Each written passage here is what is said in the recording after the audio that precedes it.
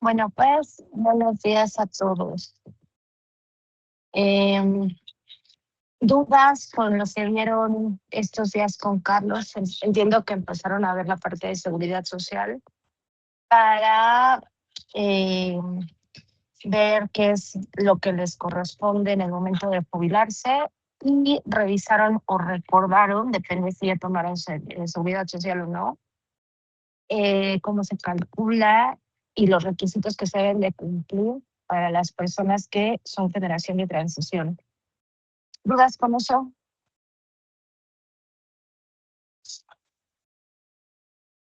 No, sí, no. Ok, No, todo bien. bueno, a ver, os voy a compartir pantallas. ¿Me escuchan bien, perdón? Sí. Sí, profesora. Sí. Ok, gracias. Entonces, compartir pantalla. A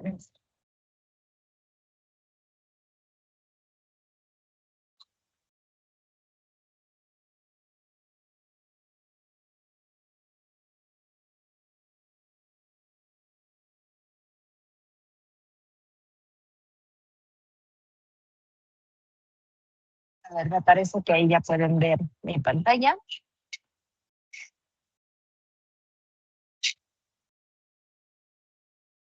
Pues, a ver, nada más para saber en qué parte de la línea del tiempo vamos. Si recuerdan, la primera clase hicimos esta línea del tiempo en donde pues empezamos a ver qué sucede desde el inicio de la vida laboral. Ya revisamos qué es a lo que tienen derecho mientras está activa una relación de trabajo, específicamente para los trabajadores del apartado A de lo que marca la Constitución. Ya vimos también la parte de qué sucede si se rompe esa relación laboral, a qué tiene derechos. Vimos la diferencia entre el finiquito, las indemnizaciones y la prima de antigüedad. Y ahora lo que tenemos que ver, pues, es qué sucede cuando llega esa etapa de jubilado, a qué es a lo que se tiene derecho.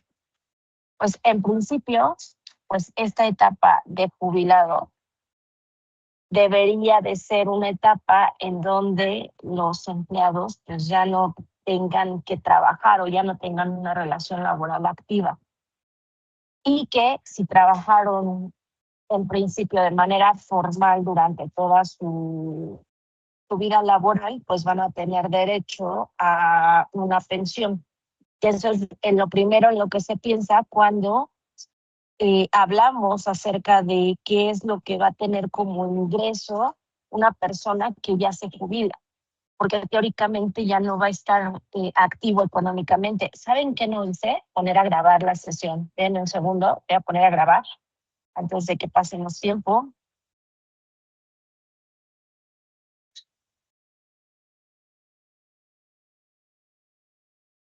Listo. Se me había olvidado poner a grabar. Ahí está. Entonces, en esta etapa de jubilado en donde teóricamente las personas ya no van a estar económicamente activas, pues hay que ver qué es lo que van a tener como ingreso.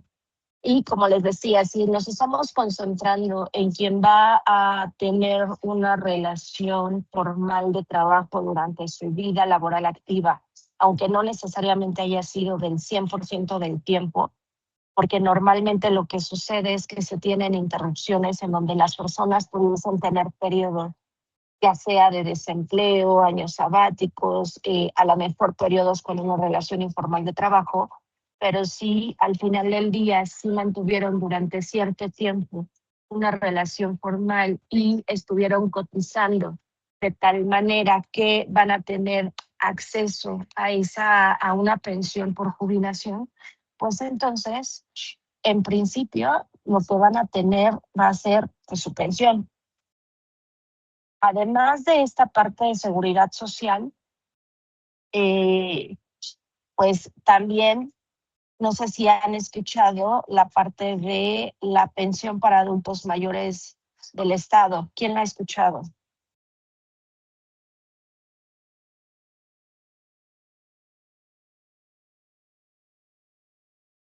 Seguro Yo, alguien. ¿Qué has escuchado de esa pensión? que se otorga universalmente a todas las personas mayores de 65 años o más. ¿Ok? ¿Y sabes de cuánto es el monto de la pensión que proporcionan?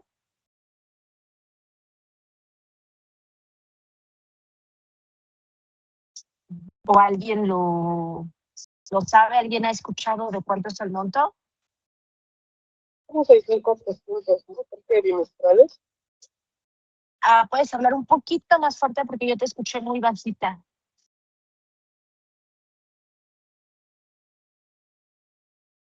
Entonces, si los demás me escucharon bien. 6,400. Te escuché un poquito mejor, pero no alcancé a identificar la cifra que dijiste.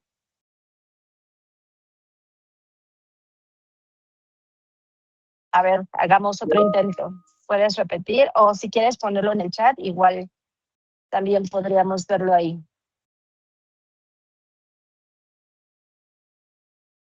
A ver, aquí ya me Maestra, pusieron. ya lo puso en el chat.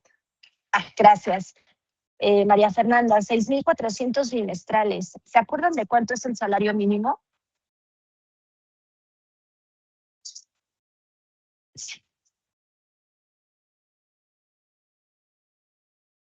Igual, si se sienten más a gusto en el chat, lo pueden poner ahí. 315 son diarios. Y el 315, bueno, 315.04, ¿cuánto es en un mes? ¿Cuánto es eso por 30? O de una vez por 60 para obtenerlo bimestral y compararlo contra esa pensión.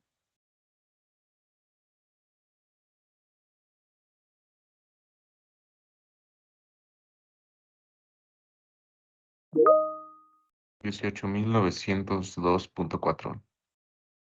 18,900, lo que es un salario mínimo, gracias, al bimestre, contra 6,400 bimestrales que reciben las personas adultos mayores y que pueden, pues en principio se tiene acceso a esta pensión solamente pues por ser residentes en México, ¿no? Hay ciertos requisitos también de edad que se tienen que cumplir, obviamente para la parte de que tenga acceso, pero pues bueno, ¿alcanzará? ¿No alcanzará? ¿Será suficiente? ¿Qué opinan sobre esta parte? ¿Dejaron de ver la pantalla, perdón? Sí. A ver, váyanme diciendo en lo que les vuelvo a compartir la pantalla.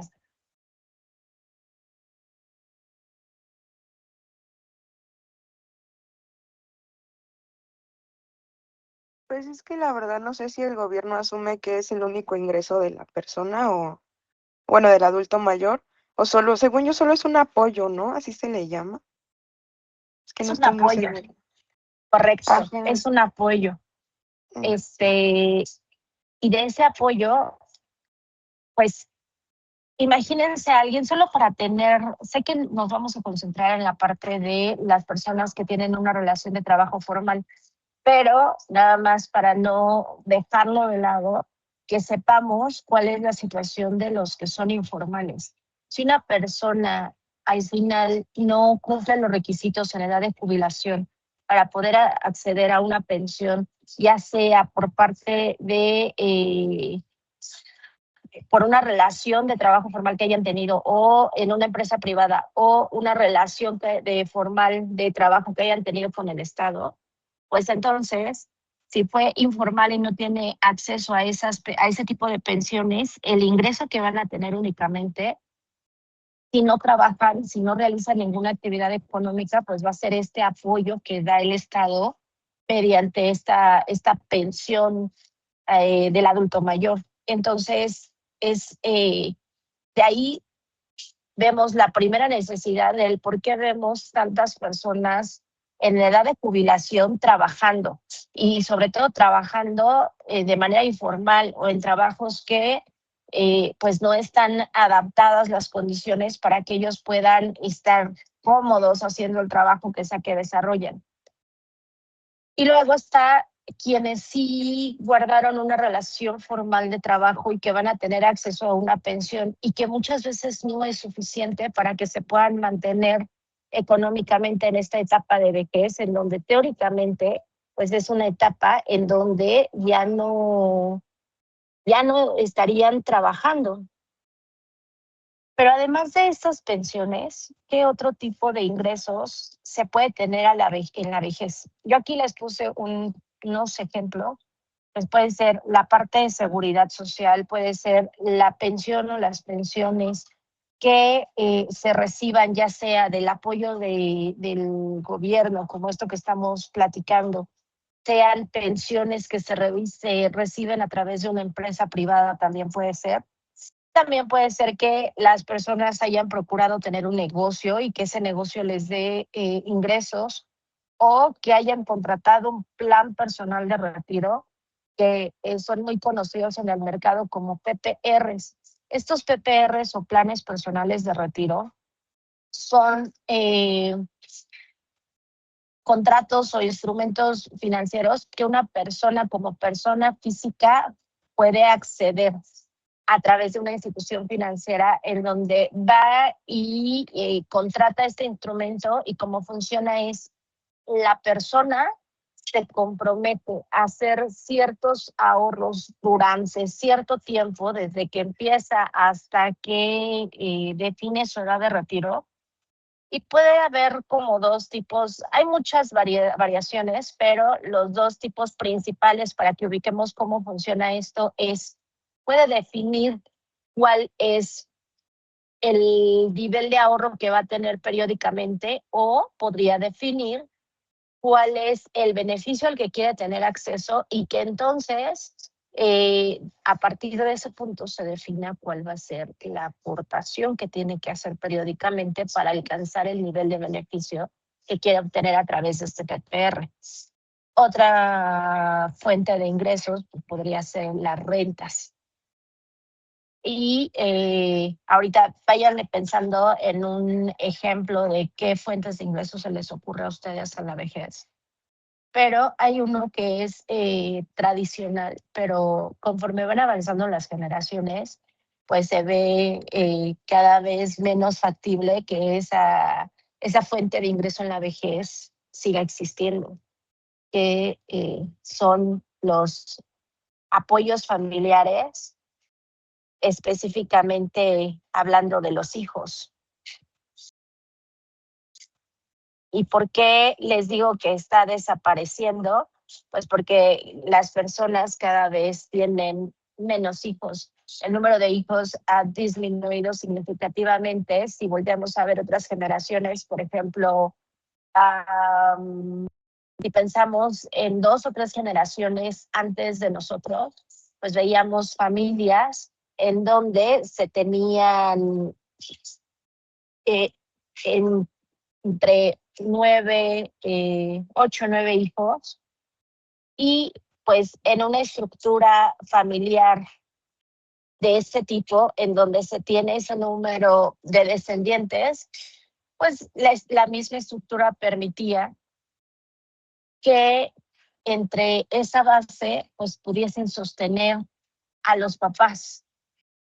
Pero al ir disminuyendo poco a poco este número de hijos, pues así hoy vemos a una persona que solo tuvo un hijo, ese hijo pues tiene 2 papás, está imposible que pueda sostener a los 2 papás en la etapa de la vejez, y además procurar hacer lo propio para asegurarse un ingreso suficiente para su propia vejez. A ver, de vamos a ver ustedes qué tienen planeado. Levanten la manita virtual. ¿Quién quiere tener 3 o más hijos?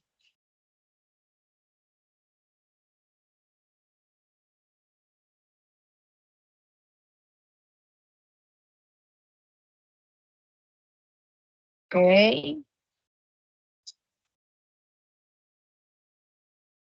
No son muchos. A ver, ahora bájenla y levanten la mano virtual quien quiera tener 2 hijos. 1 o 2 hijos. Ok, muchísimos más casos. Nos quedamos en 25. Bajen la manita virtual, por favor, y ahora levanten la mano virtual quien no quiere tener hijos. Ok, también son varios los casos. 18 dice aquí que son menos de los que quieren tener por lo menos un hijo, bueno, 1 o 2.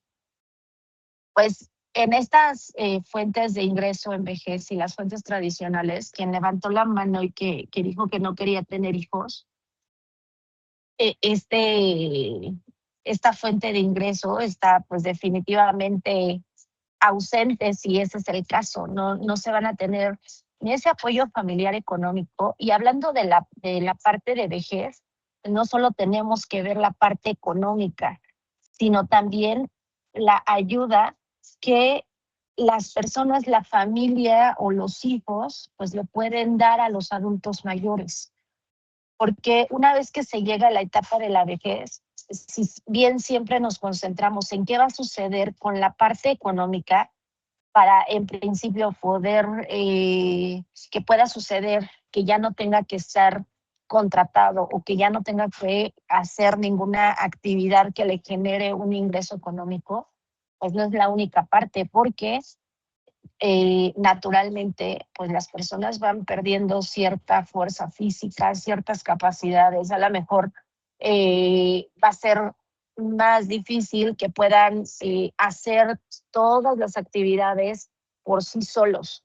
No es un general, no es que el 100% de las personas se encuentren en esa situación, pero sí la mayoría. Hay personas que dependiendo también de la calidad de vida que llevaron, pues puede ser que tengan una calidad de vida muy buena también en la vejez, pero hay de todo. Y algo bien importante en tema de vejez, pues es la parte de salud. Y últimamente se ven muchas enfermedades crónico-degenerativas que no ayudan en nada a tener una buena calidad de vida, hablando ahorita concentrándonos en la vejez.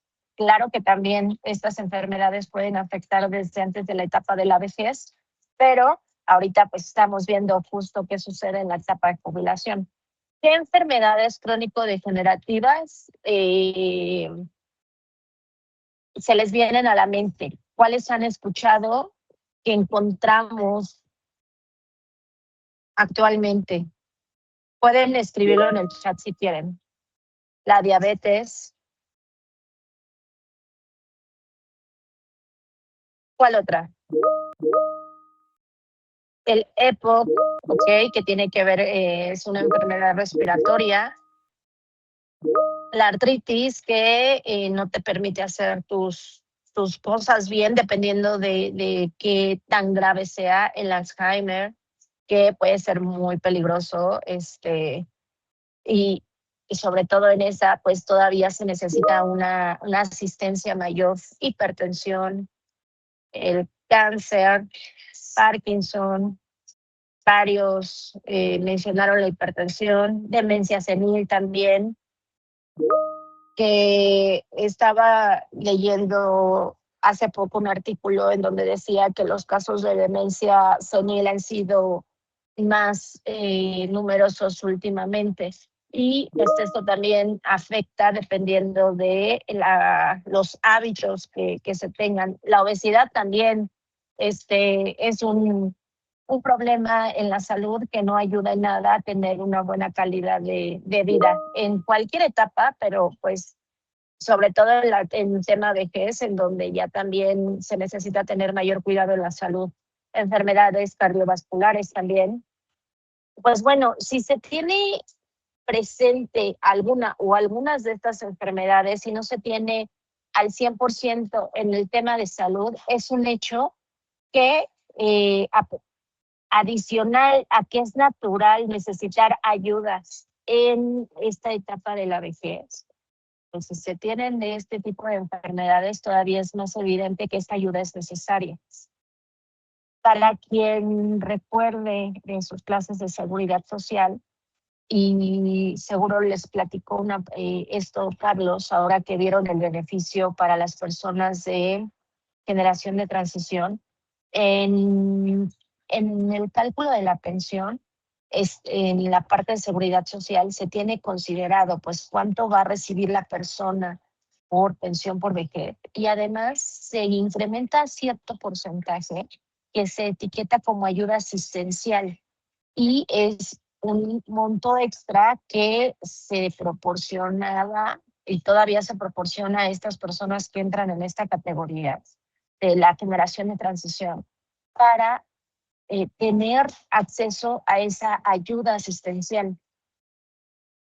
Pero tampoco es suficiente.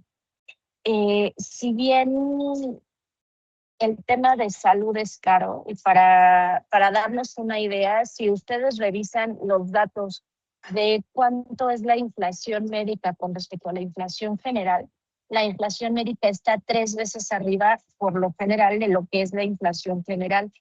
Y eso le da un peso en este tema de salud, pues realmente es costoso. Ahora, si estamos hablando de las personas que estuvieron contratadas formalmente, pues el tema salud estará cubierto por la parte de seguridad social, pero no así la parte de la ayuda asistencial que van a tener las personas.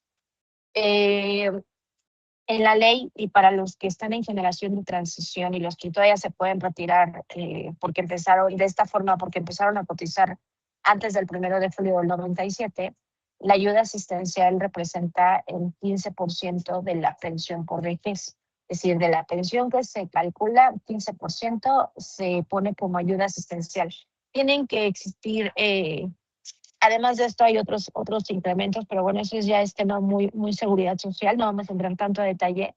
Pero imagínense, el 15% de la pensión para ayuda asistencial. ¿Alguno de ustedes tiene referencia de cuánto cuesta el pago de una persona que apoye a una persona de la tercera edad? Es decir, tener a alguien que lo cuide, que lo apoye a hacer sus cosas, que pueda estar a cargo de alguno.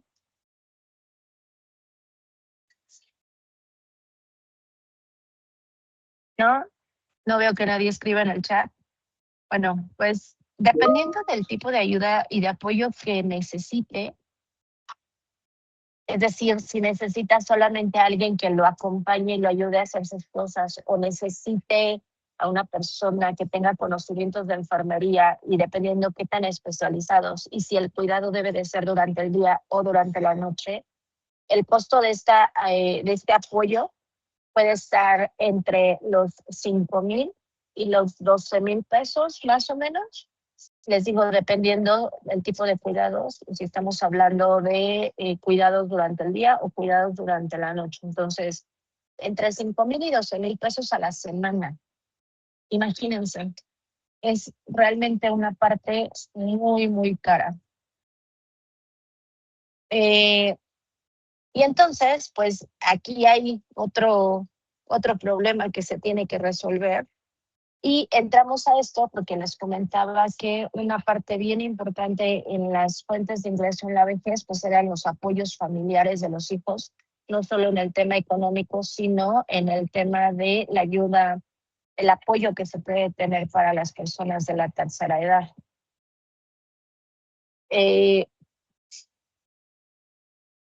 De esto, pues además de este apoyo asistencial, del tema salud y del tema dinero, a ver si ya les dio tiempo de pensar en qué otra fuente de ingresos se les ocurre.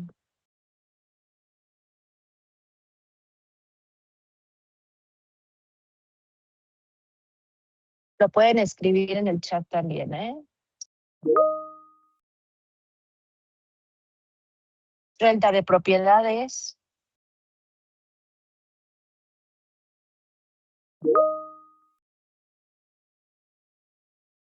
inversiones,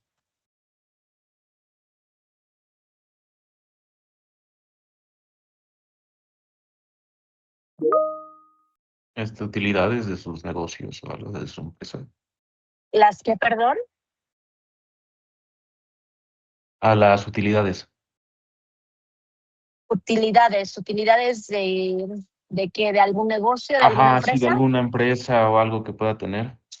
Ok, también trabajo por honorarios, que ese no es el ideal porque se supone que en la etapa de vejez, ya como pensionado, teóricamente no debería de tener una actividad económica, sino ya tendría que ser una etapa de descanso.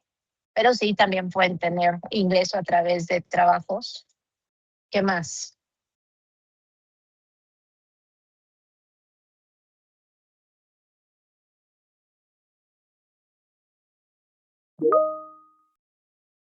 Fideicomisos, pudiesen haberse generado algún fideicomiso.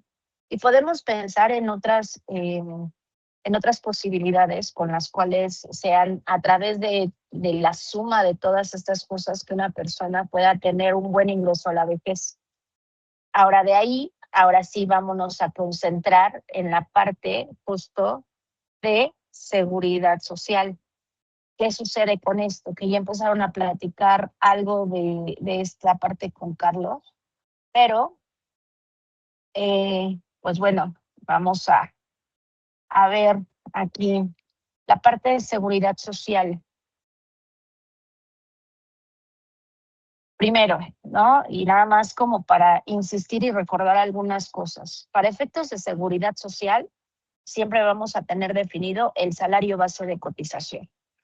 Y recordemos que este salario base de cotización es un salario integrado topado. ¿Qué quiere decir eso? Que no integran todas las prestaciones al 100%.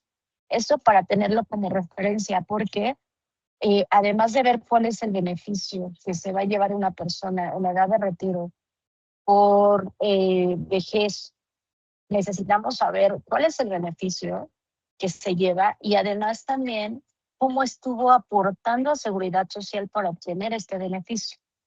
Y eso nos lleva a recordar que todo lo que tenga que ver con seguridad social es con referencia al salario base de cotización, no al salario base del trabajador, no al salario integral, al salario base de cotización.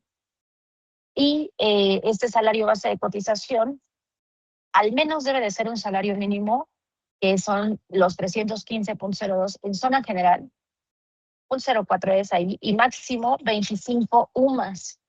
Y aquí, referencia, sé que ya platicaron con Carlos a qué se refiere la UMA, pero pues además de tener esa referencia, si ustedes buscan en la ley, y es bien importante que ustedes sepan qué sucede en lo que está plasmado en la ley y qué sucede en la práctica.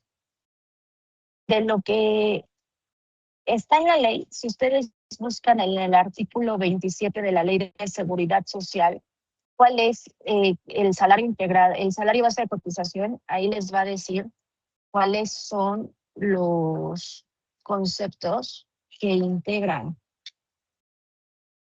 Y también ahí enseguida van a encontrar cuál es el mínimo y el máximo que están designados para este salario base de cotización. En lo máximo, pues son máximo 25 salarios mínimos en lo que dice la ley. Pero en la práctica, hace algunos años, el instituto levantó la mano y dijo que su máximo ya no iba a estar definido en salarios mínimos, sino va a estar definido en UMAS. Y entonces, pues el máximo pues son estas 25 UMAS, que si lo vemos en el monto diario son 117.31. En el mensual son las 25 UMAS son 2.932. Una UMA son los 117.31 y 25 UMAS son 2.932.75. Eso es lo máximo que una persona podría estar aportando a la parte de seguridad social. Esto para empezar a darnos una idea de en qué niveles estamos. Ahora, lo mismo, para recordar y para que tenga una referencia quien ha tomado seguridad social. En toda la parte de seguridad social, pues son realmente coberturas que van a tener los trabajadores que están contratados de manera formal. Y esas coberturas, en la misma ley, en el artículo 11, pues tiene una clasificación de cuáles son las coberturas que se tienen. Esas coberturas son riesgos de trabajo, enfermedades y maternidad, invalidez y vida, retiros, cesantía en edad avanzada y vejez, guarderías y prestaciones sociales. En la que nos vamos a concentrar nosotros es en esta que tiene la flechita, que es retiro, cesantía en edad avanzada y vejez. Ahora, ¿qué es lo que ha sucedido a través del tiempo en esto? Y es importante que lo platiquemos y sepamos cómo ha funcionado, porque ha habido diferentes momentos en la historia que han detonado cambios importantes en esta parte de retiro, cesantía en edad avanzada y vejez. En principio, hay 3 fechas o 3 puntos importantes en la línea del tiempo. En 1973, en 1 de julio del 97 y en el año 2021. En el 73, del 73 antes del 1 de julio del 97, son conocidos quienes empezaron a cotizar antes del 1 de julio del 97 como la generación de transición. En esta generación había una solidaridad intergeneracional porque se hacían las aportaciones al esquema de seguridad social para cubrir esta parte de retiro, cesantía en edad avanzada y vejez. Y de ese fondo que se constituía, se tomaba el dinero para pagar las pensiones de estas personas que se iban jubilando.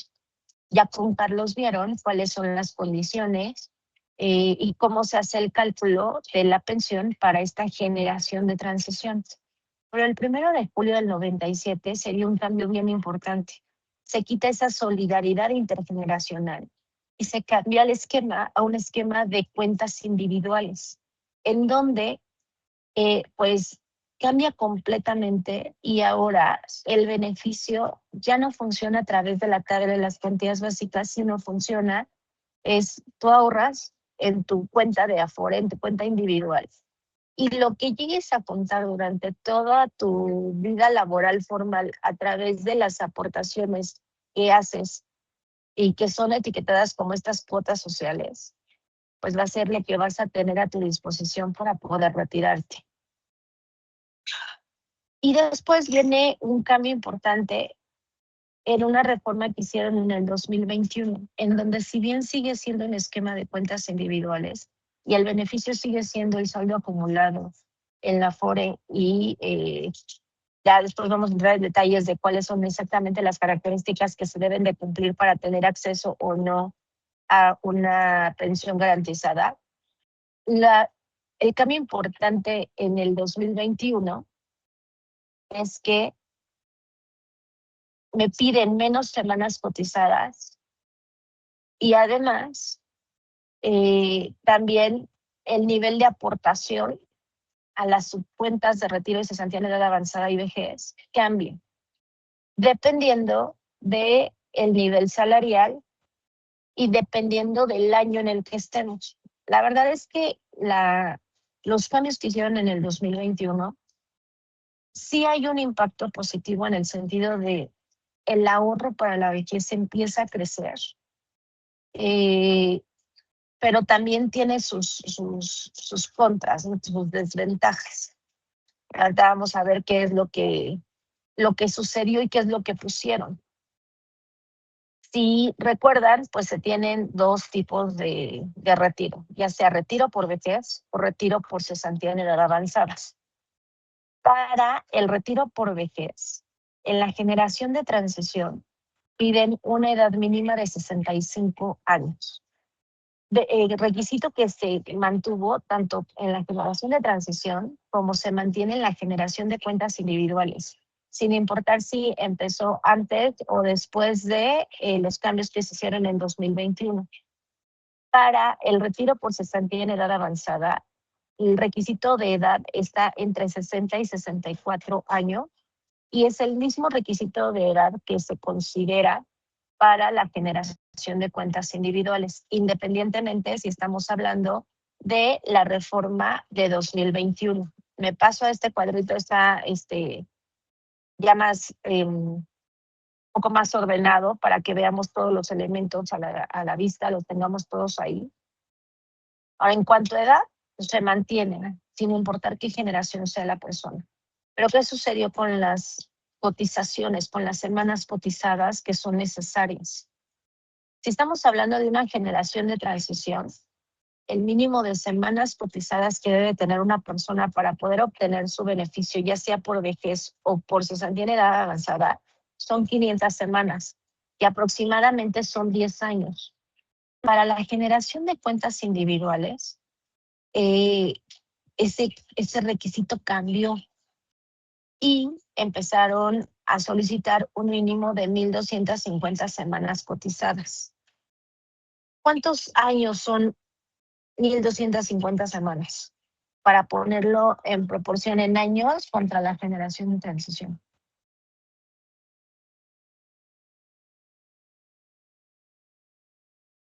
Cuatro años, ¿no? Poco más de 24 años. Imagínense, se da el cambio y si ven poco más del doble, de hecho no poco más, bastante más del doble de los años cotizados para poder tener acceso al beneficio. Y establecieron el mismo cambio para los dos tipos de retiro, vejez y cesantía en edad avanzada. Llega el punto en donde teóricamente se iban a empezar a dar las primeras jubilaciones de las cuentas individuales y lo que sucedió es que nadie cumplía los requisitos de las semanas de cotización para poderse jubilar. Y aquí entra un concepto importante que seguro los que ya tomaron seguridad social lo han escuchado, lo escucharon en su clase, que es la densidad de cotización. La densidad de cotización promedio en México está por abajito del 50%. ¿Qué quiere decir eso? Que desde que una persona empieza con su primera cotización en seguridad social y hasta que llega a su punto de retiro, obviamente hay interrupciones que veíamos en la línea del tiempo que les proyecté primero. Esas interrupciones en donde la persona no tiene una relación de trabajo formal y deja de cotizar a seguridad social, marca ciertos periodos. Bueno, pues esas interrupciones en promedio, en un trabajador promedio de México, representa el 50% del tiempo. Entonces, ese es un factor bien importante que influyó para que cuando se dieran las primeras jubilaciones, teóricamente hablando, o sea, después de 25 años de que se hizo el cambio en el 97, no había personas que cumplieran con ese requisito. Y es que entonces se da el cambio en el 2021. ¿Qué cambiaron en el 2021?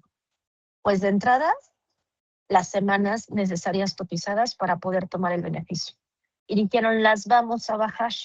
Y ahí empiezan los primeros cambios que operativamente son complicados en el sentido de que necesitan mucho detalle para poder calcularse y para poder tener bien identificado qué es lo que tienen que cubrir como requisitos y qué es lo que se aporta al esquema de seguridad social para estas subcuentas. Para una persona que no tiene la información o no está muy relacionada con este tema de la ley de seguridad social, puede ser muy complejo entender qué es lo que está sucediendo.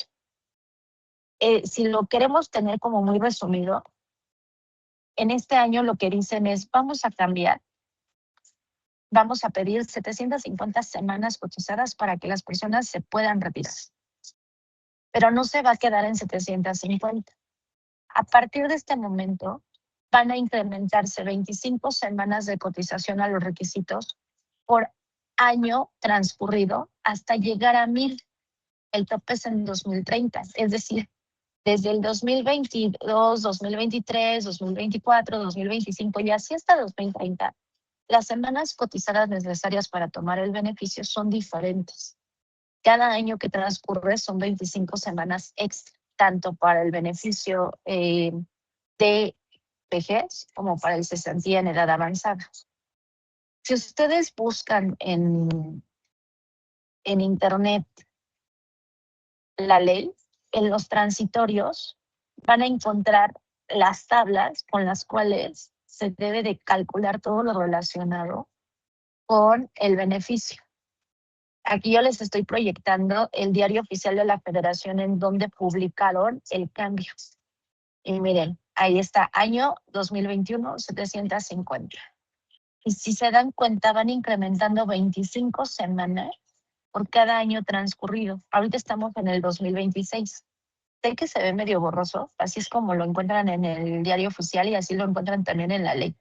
2026, 875 semanas. Y siguen incrementando en 25.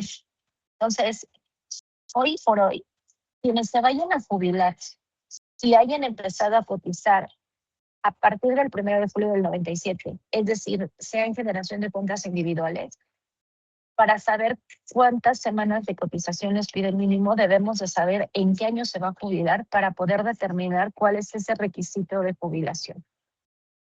Y no solo cambiaron las semanas de cotización, también se cambió el esquema de aportación. De los que ya tomaron seguridad social y sin entrar a cuál es el porcentaje que aporta cada ente, es decir, empleador, empleado y Estado, porque los tres entes aportan un pedacito a estas subcuentas de retiro, cesantía en edad avanzada y vejez, que están puestos como porcentaje del salario base de cotización, excepto la aportación que hace el Estado. Si nosotros sumamos estas aportaciones, ¿qué porcentaje está cayendo en estas cuentas del salario base de cotización? Hasta antes del cambio del 21 para quien tenga la referencia de seguridad social. A ver si alguien se acuerda. Si quieren lo pueden poner en el chat o pueden abrir el micrófono.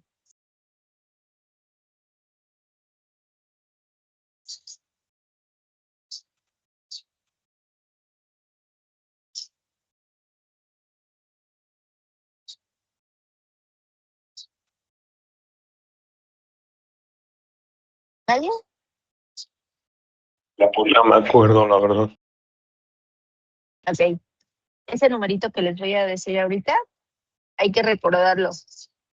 Hasta antes del cambio era el 6.5% del salario base de cotización en total. Si es suficiente o no, eso es independiente. Las aportaciones en total sumaban 6.5% de ese salario. Dijeron, bueno, a ver, queremos mejorar el ingreso a la vejez y entonces también vamos a modificar las aportaciones que se hacen. Y ahora esas aportaciones, pues dependen también no solo del año en el que estemos, sino del nivel salarial que tenga la persona. Otra vez recordemos que es con referencia al salario base de cotización. Y esta tabla que les estoy proyectando es la que nos dice cuál es el porcentaje que se va a aportar a la subcuenta de cesantía en de edad avanzada y retiro, perdón. Si se dan cuenta, los porcentajes son distintos dependiendo del nivel salarial y dependiendo del año en el que estén. Mientras más alto es el salario, la aportación es más alta. Y mientras más años pasan, también la aportación va incrementando en el porcentaje en el que se tiene que aportar. La máxima está en 11.875%. Este aplica a partir del año 2030 y para quien gane 4.0 o más. Si ustedes pasan esta tabla y en lugar de poner la referencia en salarios mínimos y en UMAS, ponen los montos que esto representa, se van a dar cuenta que los primeros 3 niveles hoy ya no tienen sentido. Tenían todo el sentido en 2021 porque el valor del salario mínimo no estaba tan alejado del valor de la UMA. Pero hoy ya no tienen sentido estos niveles. ¿Por qué? ¿Alcanzan a ver por qué ya no tiene sentido los primeros 3 niveles? Porque pues como que el valor de la UMA está muy por debajo del valor del salario mínimo, ¿no? Y pues, o sea, 2.5 UMAs equivalen a un salario mínimo, entonces pues como que ya se supondría que ya nadie podría ganar menos que eso, ¿no? Exactamente. Cuando hicieron este cambio, yo creo que no contaban con la diferencia gigante que iba a haber entre los incrementos del salario mínimo y la UMA. Recordemos que platicamos cuando vimos el artículo 123 de la Constitución, que para el crecimiento del salario mínimo no existe una nota técnica, no existe una regla de al menos o que lo amarre a otro índice, simplemente se forma una comisión entre representantes del Estado, de las empresas y de los trabajadores, y entre estos representantes se acuerdan en cuánto va a ser el incremento. Sin embargo, la UMA sí tiene una regla muy específica, y esa regla es que la UMA crece en el mismo ritmo en el que crece la inflación. Eso ha hecho que la discrepancia pues realmente sea alta entre estos niveles. Y pues estos 3 niveles para el tema de las aportaciones pues pierden total sentido. Para complementar la información, o sea, no, este cuadro donde están viendo los porcentajes de aportación para la subcuenta de cesantía en edad avanzada es lo que aporta la empresa a esta subcuenta. Además de eso, existe la aportación a la subcuenta de retiro, que esa se mantuvo en un 2%, desde siempre ha sido el 2%, y el porcentaje que aporta el empleado sigue siendo exactamente el mismo. Ese tampoco cambió y personalmente pienso que es un porcentaje muy, muy, muy pequeño, que es por encimita del 1%. Contrastando contra lo que se aportaba hasta antes de este cambio de 2021, si nos ubicamos en el 2030 y sumamos las aportaciones que hacen los 3 entes, es un total del 15% del salario base de cotización contra un 6.5% que se aportaba hasta antes del cambio. Obviamente, como les muestro en esta tabla, el cambio es paulatino. Pero con eso cerramos la clase y nos vamos a ir con esos porcentajes y mañana vamos a hacer un ejercicio. Vamos a plantearlo. El ejercicio lo vamos a hacer juntos, no es práctica. Vamos a plantear cómo vamos a llegar a los niveles de reemplazo. Que dicen que se tienen si eres generación de transición o eres generación de cuentas individuales. El nivel de reemplazo es una comparación entre el último salario del trabajador y la pensión que va a recibir por vejez. Si nos ubicamos en la generación de transición, hay artículos, noticias, entrevistas que dicen que para las personas que son de generación de transición, el nivel de reemplazo promedio está alrededor del 75-80%, y que para la generación de cuentas individuales es de el 25%. Ese 25 lo he leído en varios lados. Imagínense, pasar del 75 al 25. Con estos nuevos cambios, pues teóricamente se pasa de un 25 a un 40%. Obviamente, 40%, pues si ya entraste con estos niveles de aportación, sobre todo los que ya son más altos. Pero, pues no necesariamente todas las personas están en este tema, porque las que hoy ya se están jubilando por cuentas individuales, pues aportaron durante su vida laboral con el 6.5% hasta sus cuentas. Entonces, eso los deja en el nivel de reemplazo que está alrededor del 25%. Entonces, con eso cerramos. ¿Dudas de lo que hemos platicado hoy? No, todo muy bien. ¿No? Todo bien. Ok. Pues listo, hoy vamos a terminar 4 minutitos antes. Nos escuchamos mañana. Que tengan bonito día. Gracias. Igualmente, Nos vemos. muchas gracias. Igualmente. Gracias. Gracias, hasta luego.